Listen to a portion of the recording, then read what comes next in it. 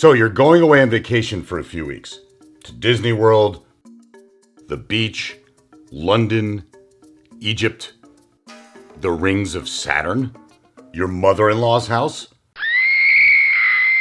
And the question you're asking is, what do I need to do with my water ionizer when I go on vacation? Hey guys, I'm Dean Snyder from SnyderHealth. Welcome to another Water Ionizer Wednesday, where each Wednesday I'll answer another commonly asked question that I get from my customers. So let's get right to the answer for that question. Your water ionizer is an expensive home appliance, and you certainly don't want anything to happen to it while you're away. So here are my 3 suggestions if you're going away on vacation.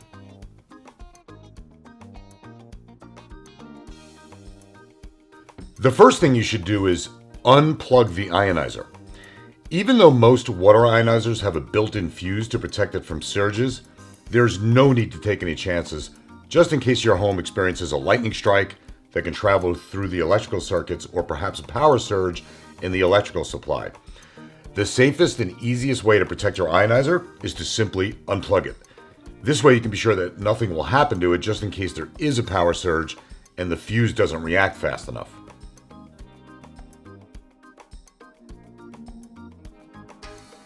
The second thing you should do is shut off the water supply.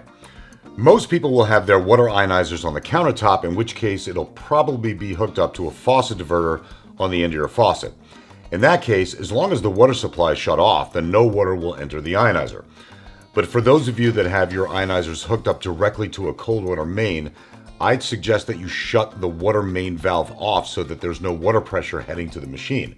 The last thing you want to have happen is for somehow the water supply starts feeding your water ionizer, and your ionizer will be running the entire time you're away, which will not only completely use up your internal filter, but might cause the ionizer to overheat and create damage to the motherboard and ionization chamber. Most newer ionizers have automatic overheat protection to prevent that from happening, but older machines might not, so you certainly don't want to have your ionizer be processing water for weeks on end while you're away. That, of course, won't happen if you make sure to unplug your ionizer first. If your ionizer has an onboard flow control valve, go ahead and turn that off as well.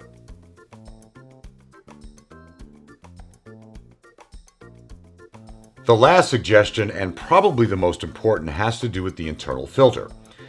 If you're going away only for a week or so, then you could probably skip this step. But if you're going to be gone for 2 weeks or more, you definitely don't want to skip this step. You see, even though there isn't any water flowing to the ionizer while you're away, your internal filter will still be filled with water. And because the inside of your ionizer is a warm and snuggly place for little beasties to grow, like bacteria and mold, the safest thing to do is remove the filter and put it in the fridge. The first thing to do is take the filter out of your ionizer and stand it up in the kitchen sink to let it drain for a few hours. Even though the bulk of the free water will drain from the filter, remember the media inside will still be soaking wet. So after you let the filter drain, you want to put the filter inside of a Ziploc bag and put it in your refrigerator. The cold air will prevent bacteria and mold from growing for the most part, just like it does with anything else you put in the refrigerator. Then, when you get back from vacation, simply reinsert the filter into your ionizer and let water run through it for 1 to 2 minutes. That should safeguard your filter from any unexpected microorganisms from growing inside your filter. Don't forget to plug your ionizer back in and turn on the water feed. Now, if you're going to be away for a long time, let's say you're going to your second home in Florida for the winter, and you're going to be gone for several months, then the best thing to do is simply throw the filter away and get a new filter. There's no need to take any chances when it comes to your drinking water. Seriously, don't be a cheapskate. Just buy a new filter. Alright guys, hopefully you found this information helpful. If you did, go ahead and hit that like button.